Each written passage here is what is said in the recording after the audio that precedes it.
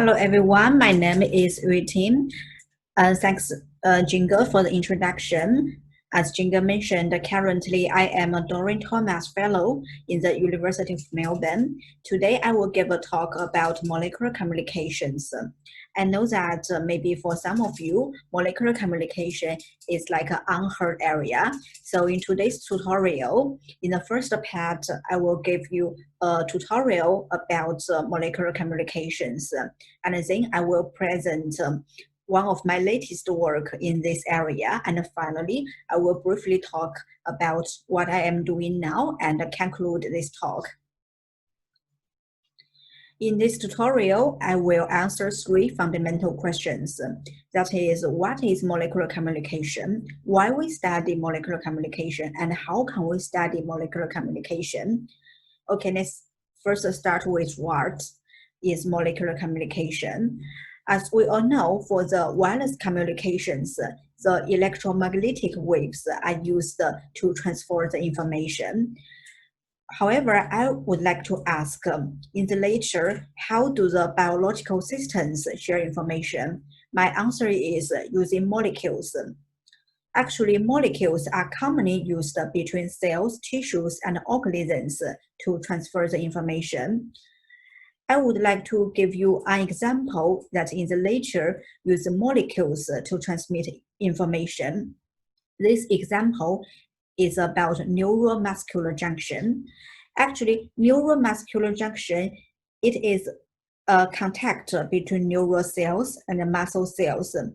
Neural cells gives an instruction to the muscle cell by releasing molecules. So in such a way, neural cell is able to transmit a signal to the muscle cell to coordinate the muscle-related activities, such as muscle contraction. Inspired by the molecular information delivery in nature, molecular communications has been proposed. As the name suggested, it refers to that information transmission between devices is realized by exchange of molecules. This figure illustrates the basic idea of molecular communication.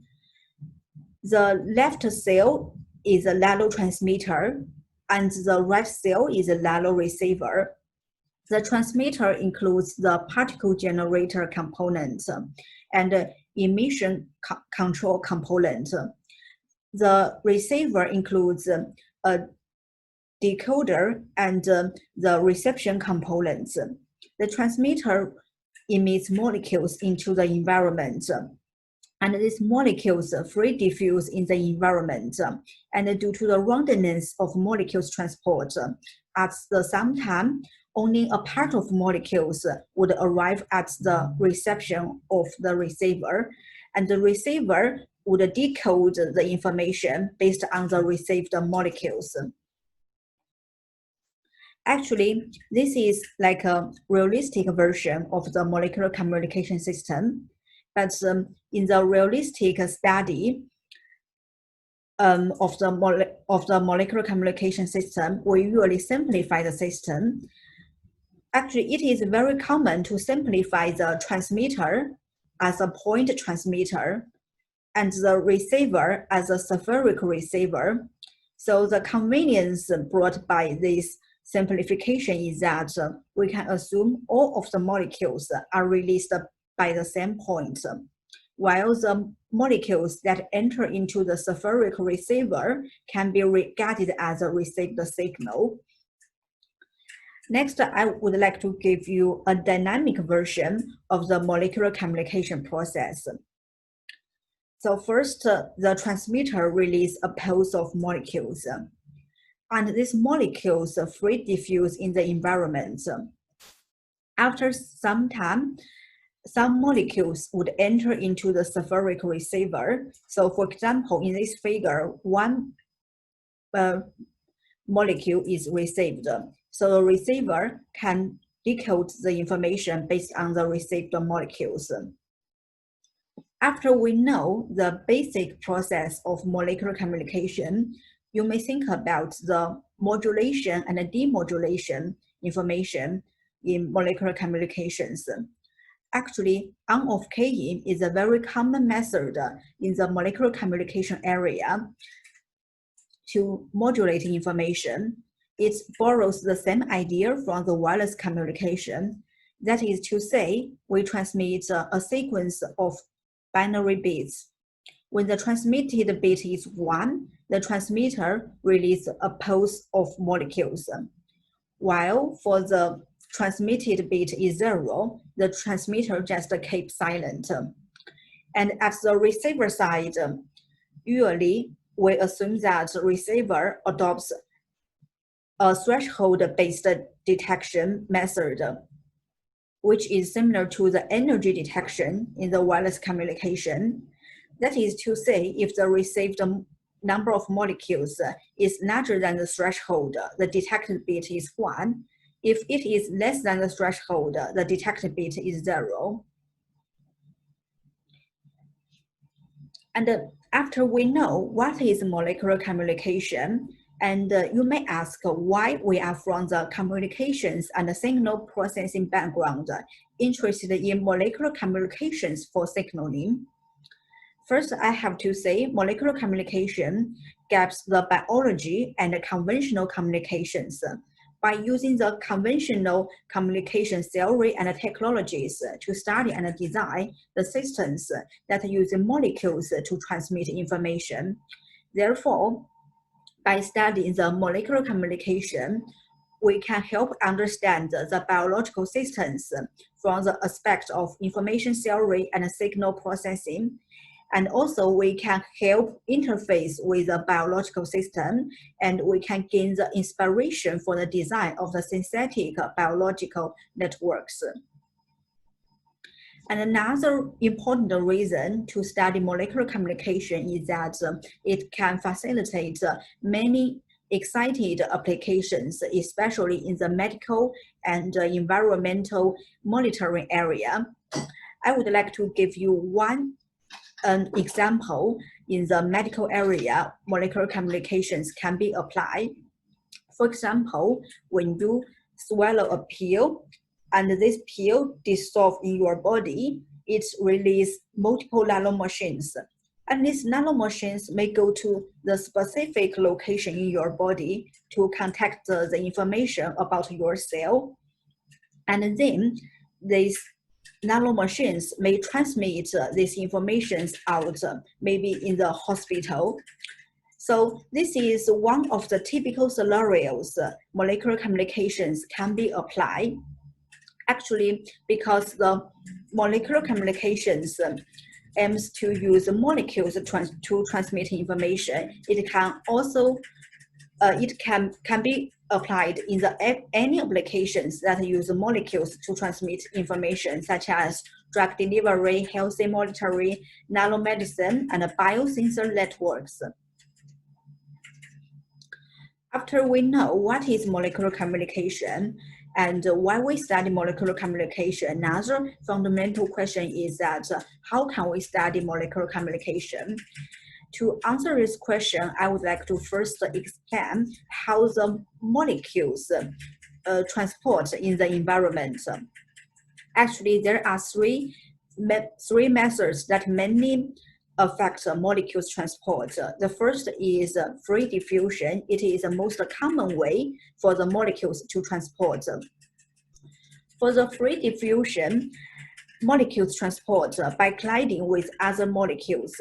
So in such a way, no external energy is required, and it is also used by the many processes, such as the neuromuscular junction I mentioned in the beginning. And another factor to affect the molecules transport is degradation. Degradation means that the signaling molecule may chemically react with other molecules, for example, the enzyme. So it can be degraded into another type of molecules that the receiver cannot identify. And the third factor to affect the molecules transport is fluid flow. For example, in our body, in the blood vessel, the blood flow will direct the molecules propagation into the flow direction. So clearly, the fluid flow may also affect molecules transport. After we know how the molecular signal propagates in the environment, let us compare the difference between the wireless communication and molecular communication. First, I have to say molecular communication can only propagate in the very small range, and also the propagation speed is very low compared to the wireless communication. However, because the molecular communication uses molecules to transmit signal, and the molecules mainly rely on the free diffusion to move. So that means the energy consumed by the molecular communication is very low. So that means molecular communication is biocompatible. Actually, it is one of the main reasons that makes molecular communication is one of the most promising nanoscale communication methods. And after we know the main difference between molecular communication and wireless communication, an important question is what distinguishes molecular communications from conventional communication analysis? I summarize the differences as follows. First, the source of noise is different. The noise in the molecular communication mainly comes from the uncertainty in the diffusion trajectory of molecules, and also the environmental phenomena to affect the signal's transport is different. In the molecular communication, the chemical reaction and the fluid flow may affect signals transport. And also, from the point of design the system, we should try to minimize the computational complexity of the system. It is because the nano machines, such as cell, may have very limited computational resources. And another difference is about the simulation. Usually, in the molecular communication, we use a particle-based simulation method to simulate the Brownian motion of molecules. Actually, the main idea of particle-based simulation method can be shown as this equation. We say that the location of molecules in each dimension can be determined by the locations of molecules in the previous time step. And the diffusion during this time step along each dimension, actually we model it as a normal random variable, and the variance of this normal random variable related to the diffusion coefficient and the length of the time step. So after we know the fundamentals of molecular communication, I would like to briefly review my previous contributions in this area, and I hope this works can inspire you how can we apply the wireless communication technology and skills to study and design the molecular communication system. The first work I have done in this area is about comparative detection. As we all know, the reliability and the performance and the transmission rate are always the key performance metrics to measure a communication system. However, for the diffusion-based molecular communication system, the reliability of such a system is very low, especially when the distance between the transmitter and the receiver is large. So in order to address the low reliability of the molecular communication system, we propose the cooperative detection in this area. It borrows the same idea from the wireless communications, that is combine the multiple decisions from the distributed receivers to make a global decision. Actually, these figures shows the system model in this work. And we also note that for this work, there are lots of variants. For example, the receivers can act as the amplify and forward relaying, or decode and forward relaying. And we can assume that all of the receiver transmits the same type of molecule, or each receiver transmits the unique type of molecule.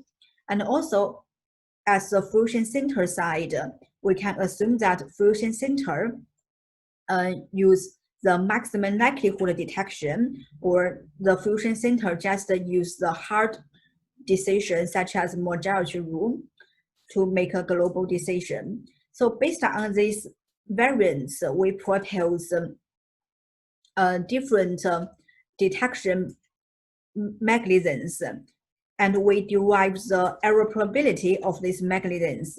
And for some of the detection mechanism, we will optimize the key parameters, such as the detection threshold at the receiver, or we optimize the molecules allocation between among the multiple receivers.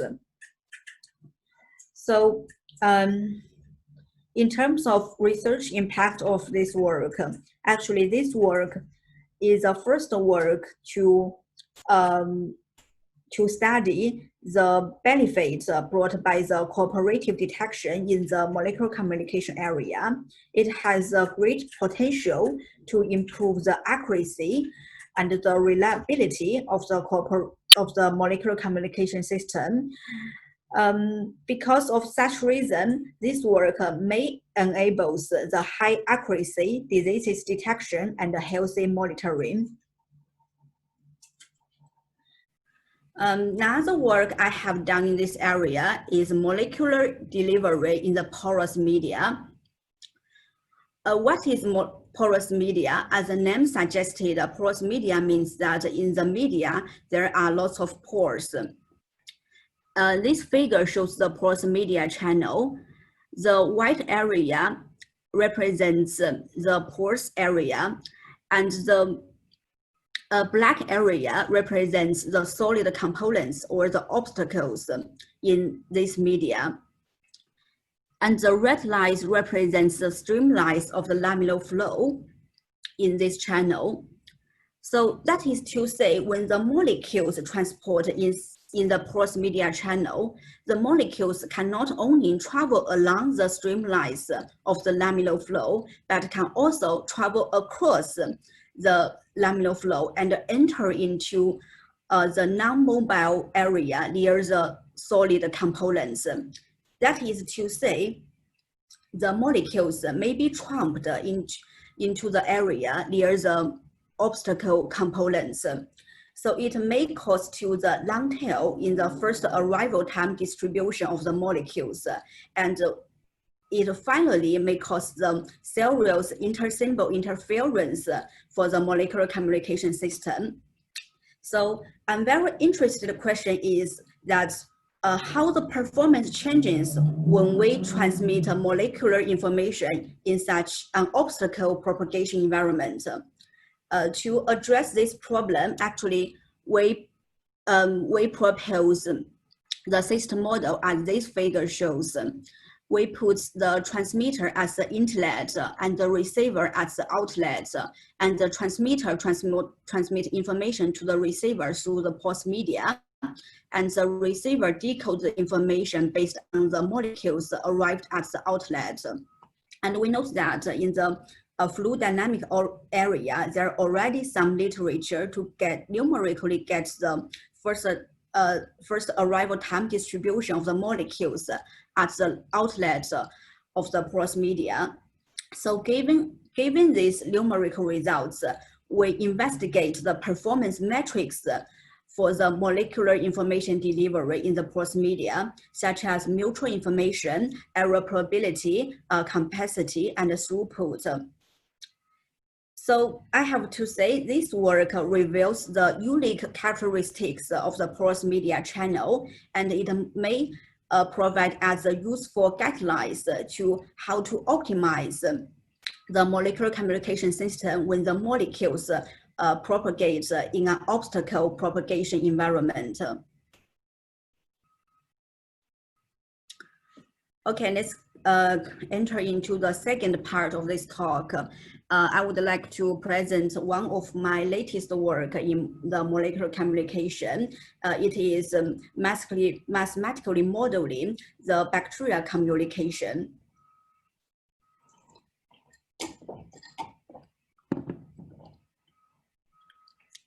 Let's first start with the background and the system model. This work is about the characterization of the cross-sensing. First, let me introduce what is cross-sensing. Cross-sensing is a very common way for the bacteria to communicate with each other and coordinate their group activities. However, in the cross-sensing, bacteria only cooperate when the cell density in the current environment arrives at a minimal level. So how the bacteria assess the cell density actually by release and recaptures the molecules from the environment. And this figure illustrates the concept of the cross-sensing. We see that when the cell density is very low, for example, only one bacteria exists, and this bacteria choose to be non-cooperative. However, when the cell density is higher, we see that there are 4 bacteria choose to be cooperative. And how the bacteria assess the cell density in the current environment, actually each bacteria release molecules into the environment. And also the bacteria recaptures the molecules from the environment. So if we assume that the number of the molecules released by each bacteria is the same, so when the cell density is higher, the number of the molecules in the environment would be higher. So the bacteria can assess the cell density by receive molecules from the environment. Let me summarize the key steps for the cross-sensing. That is first step, bacteria emits the signaling molecules and rebite the molecules. And these molecules can diffuse into the bacteria and can also out of the bacteria. And when the bacteria density is higher, the number of the molecules exist in the environment is higher. So when the number of the molecules received by the bacteria is larger than a threshold, the receptor will regulate the target genes for cooperative response. Keep left. Come on, man. Yeah.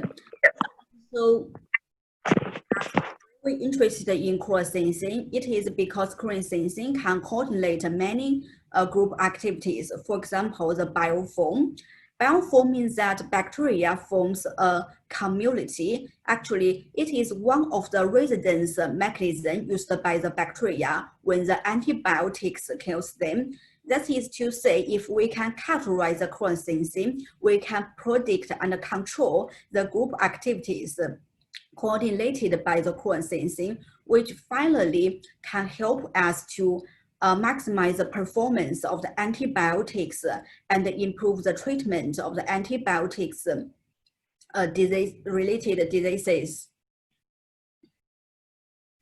After we know the motivation of this work, let us have a look at the system model. In this work, we consider an unbounded 2-dimensional environment. When we focus on the 2-dimensional, it is because we want to validate our theoretical results using the biological environments in the future. And we note that for the biological experiments, usually the experiments are conducted in a 2-dimensional environment, for example, on a flat Perry dish. And also we consider a population of the bacteria randomly distributed on a bounded circle according to a 2-dimensional Poisson point process. When we use point process to model the locations of the bacteria, it is because the bacteria may move, and therefore their locations cannot be fixed. So we assume that bacteria has a randomly distributed location. And also we assume that each bacteria act as a point transmitter and also a passive circular receiver. It captures the reality in the core sensing that each bacteria release molecules into the environment and recaptures the molecules from the environment. And next, let me show you how we model the whole process of the core sensing. Actually, we model it as 4 key steps. That is emission, propagation, and reception of molecules, and the corresponding decision-making as the bacteria. The first step is that bacteria continuously emit molecules at random times. Why we consider bacteria release at random times? It is because in the reality, bacteria cannot emit molecules at a fixed time, so we assume that they release molecules at random times. And this figure illustrates the concept of the random release times. And we say that the time interval between release any 2 molecules is not fixed. So actually, we model the time interval between release 2 consecutive molecules as a random variable in this work. And after the molecules being released into the environment, these molecules diffuse independently and may have a chance to degrade into another type of molecules that cannot be identified by the bacteria. In terms of the reception of the molecules, because in this current environment, all molecules release all the bacteria release molecules. So that is to say, the observation at the bacteria is the summation of the received molecules due to all the bacteria over this point process. And then we plot the number of the molecules received at the bacteria, or we call it observation at the bacteria, against the time. And we say that at the initial time, the observation increases when the time increases. However, after some time, the observation becomes stable and it is independent of the time. And we refer to the time stage after which the observation is independent of the time as the asymptotic stage. And in this work, we assume that bacteria make an observation as asymptotic stage, and using this asymptotic observation to make a decision about cooperate or not cooperate. If the observation is larger than a threshold, bacteria decides to be cooperative. Otherwise, bacteria just keep selfish, non-cooperative. After we know the system model of this work, I would like to briefly mention the theoretical analysis, and I will keep this part shorter in order to that we have more time for the discussion.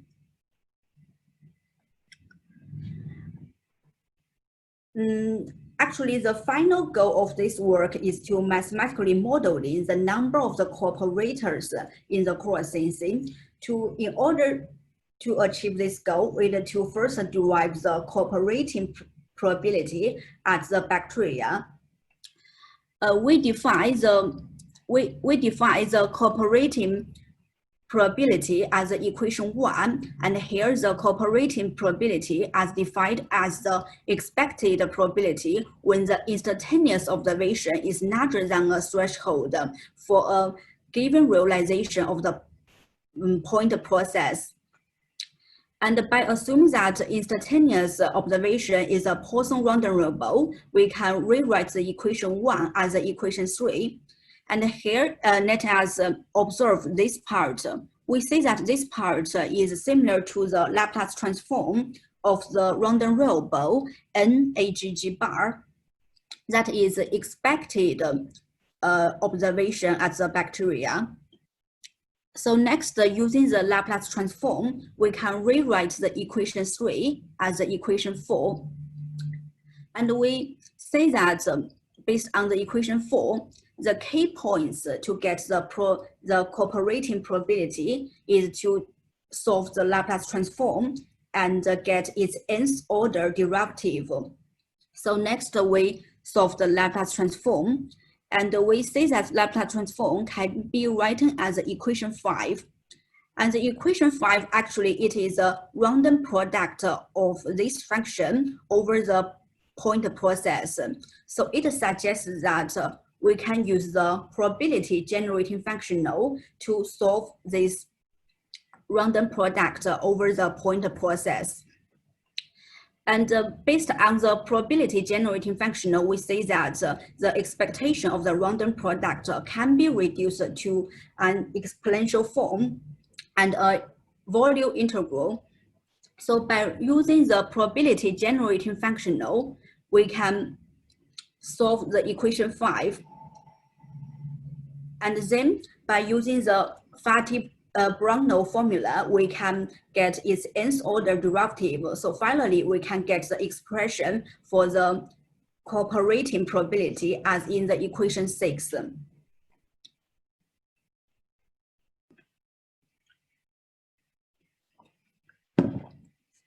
After we get the cooperating probability as a bacteria, as I said, we want to categorize the number of the cooperators. So for example, we want to get the different orders of moments of the number of the cooperators. So in order to get the different orders of the moments, it suggests that we should start with the moment generating function. Here we write the moment generating function of the number of the cooperators as equation 7. And after some calculation, we say that equation 7 can be written as equation 10. And we say that in the equation 10, it also goes to the random product of the function h over the point process. However, if we have a closer look at the function h, we say that function h not only depends on the location of the xi, but also depends on the location of the other points in the same instantaneous realization. So that is to say, it is because the function h also depends on the other points in the same realization of the point process. So that is to say, the existing tools from the stochastic geometry cannot solve this random product. And to overcome this challenge, we use an approximation. Actually, in this approximation, we use the expected cooperating probability over the point process to approximate the instantaneous cooperating probability for a given realization of the point process. That is in the equation 11. And because this probability only depends on the location of the xi, that is to say, we can rewrite the equation 11 as the equation 12. And then because this function only depends on the location of the xi, does not depend on the other points in the same realization. So we can reuse the probability generating functional for Poisson point process to solve the equation 12. And then we can get the moment or the cumulant generating function as follows. After we get the generating function, by using these relations, we can easily get the different orders of the moments and the cumulants. And after we get the different moments and cumulants, finally, we are interested in the distribution of the number of the cooperators. And here, there is an important remark.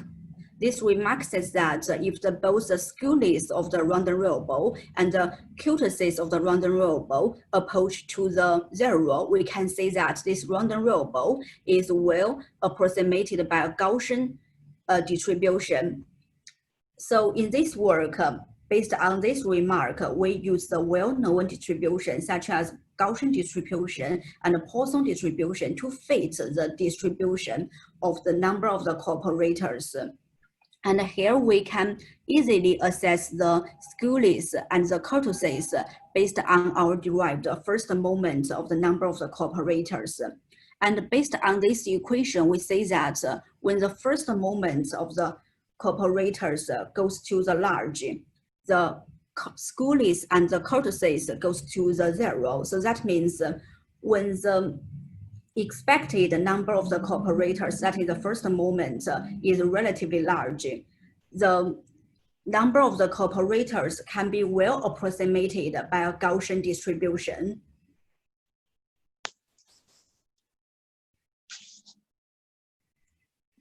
Okay, and next I would like to present some of the numerical results.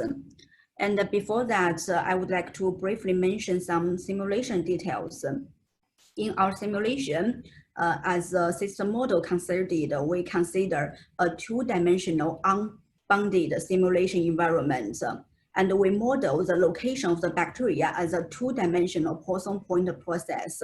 That is to say, in each realization of this point process, the number of the bacteria is a Poisson random variable, and we assume that the mean of this random variable is 100. And also we model the release time of the molecules as a one-dimensional Poisson point process. That is to say, the time interval between release two consecutive molecules is an exponential random variable.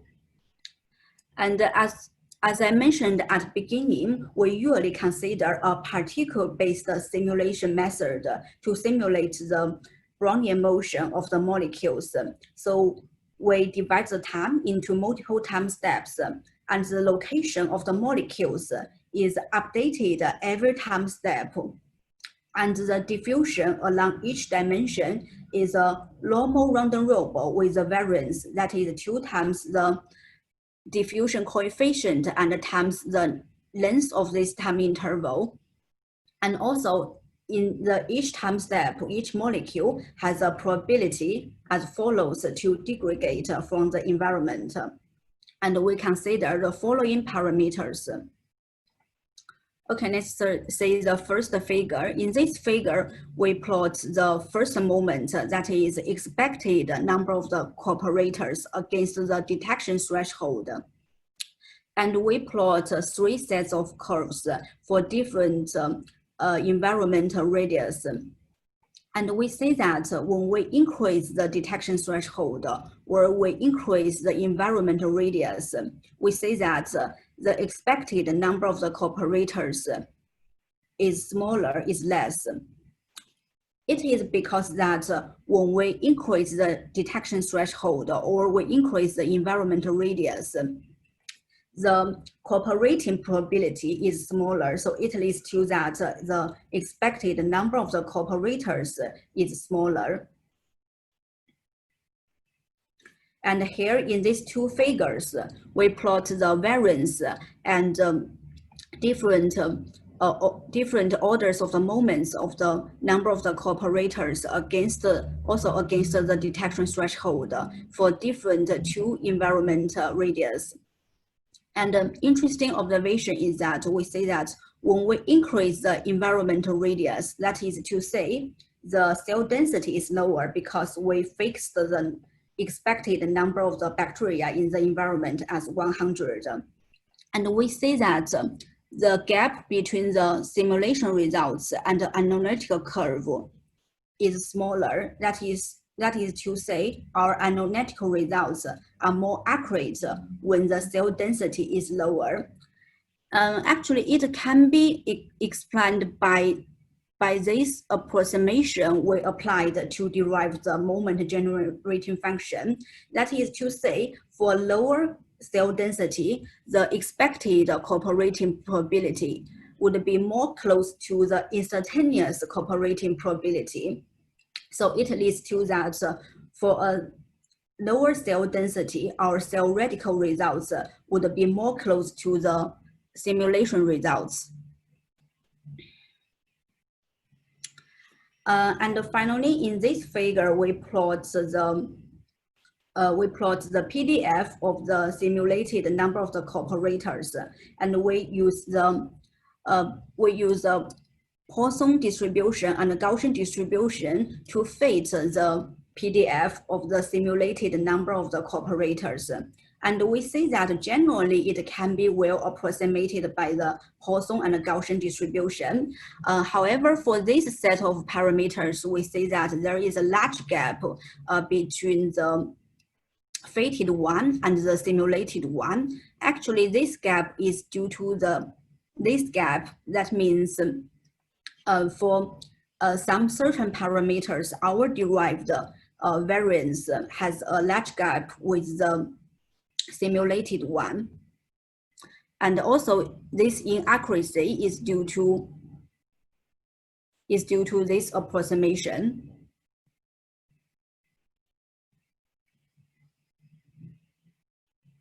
So how to mathematically get an accurate expression for the moment generating function actually is like still an open question, and we also try to solve this problem in our future work. Let me summarize this work. Actually, this work aims to address the challenge is that predict the bacteria behavior under the noise signaling among a population of the bacteria. And in order to address this challenge, we propose a mathematical model to predict the distribution of the number of the cooperators. And because the bacteria and because the cross-sensing can coordinate many group activities, for example, the bioform. So our work in the future could help to prevent undesirable bacteria infection and environmental remediation. And in the end of the talk, I would briefly talk about what I am doing now. The first work I am currently focused on is about channel response modeling for the multiple absorbing receivers.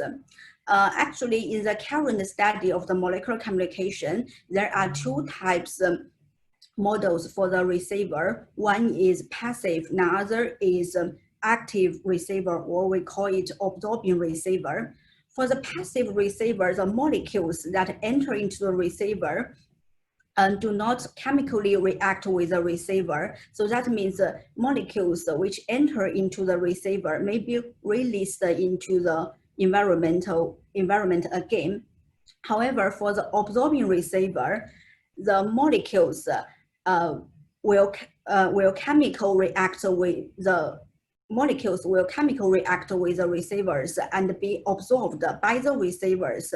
So that is to say, these molecules which enter into the receiver would be absorbed and disappear from the environment. So if we consider a multiple receiver environment for the passive one, we can assume that their observations are independent. However, for the absorbing one, we cannot assume that their observations are independent anymore. It is because for the molecules absorbed by the receiver one cannot be absorbed by the receiver two again. So how to mathematically characterize this mutual impact between multiple absorbing receivers is still an open question. And the talented student Xin Yu from ANU has solved this problem in the one-dimensional environment, and we publish our results. In the second work, currently what I'm doing now is about time varying bacteria behaviors and the environmental validation. Actually, this work is a bit like extension for the core sensing work I just presented. However, in that work, we assume that bacteria only makes one short decision, and it is not a dynamic time varying process. However, in the reality, for example, as we simulated here, in the first time round, there are only few cooperative bacteria. However, at some later time rounds, for example, in the 4 rounds, we see that there are more and more bacteria choose to be cooperative. And also, the bacteria initially choose to be cooperative may become non-cooperative at a later time. So that is to say, the core sensing is a dynamic time varying process. So in this work with the colleagues from the University of Melbourne, we are trying to predict the growth rate of the cooperative bacteria over time. And we also want to validate our simulation results or theoretical results by conducting the parallel dish experiments. And the final work currently I am focus on is about microfluidic channel-based test beds. And actually, this idea is initiated by the Chuang from the University of Melbourne. The motivation for this work, it is because that in the existing study of the molecular communication in the world, actually there are already several macro scale test beds for the molecular communication. However, for the micro scale test beds, it still need more efforts. So in order to address this challenge with the experts from the fluid dynamic in our university, we are trying to develop the first test beds for the microfluidic channel-based molecular communication test beds.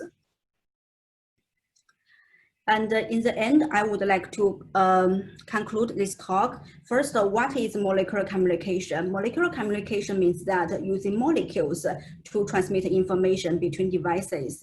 And it can be applied in the disease detection, drug delivery, environmental monitoring. And also, molecular communication is at the intersection of the biology and the conventional communications, and their inspiration actually is bi-directional. From the point of the wireless communication, we can use conventional communication theory and technicals to study and design the systems that use molecules to transmit information. And from the point of the biology, we can understand the biological system from the aspect of the signal processing and information theory. And my final word is that molecular communication has many interesting problems actually waiting for us to solve. For example, from the theoretical aspect, because the molecules mainly depend on the free diffusion to move. So that means there should be very long time for the molecules to arrive at the receiver. It leads to the very serious intersymbol interference for the molecular communication system. So how to design a no computational complexity but efficient detector to reduce the effect of the intersymbol interference is a very interesting question for us to solve. And from the practical aspect, as I mentioned before, if we want to realize molecular communication in the near future, the test bed developments and experimental validates actually is a must for us to do in the molecular communication area. And in the end of the talk, I would like to acknowledge that all of the work are jointly conducted by me and my supervisors and my cooperators. Thanks for my current supervisor, Jamie, and thanks for my PhD supervisor, Jonas and Adam. Thanks for my lovely cooperators. They are Andrew, Wei-Sei, Chuang, and Xinyu. And finally, I would like to say special thanks to the Doreen Thomas postdoctoral fellowship, and special thanks to the Doreen, because Doreen changed her schedule to especially show up in this seminar. Thanks, Doreen. That's the end of the talk. Hope you enjoying and hope this talk can inspire you. How can we use conventional communication theory and technicals to design a system that use molecules to transmit information? Thanks.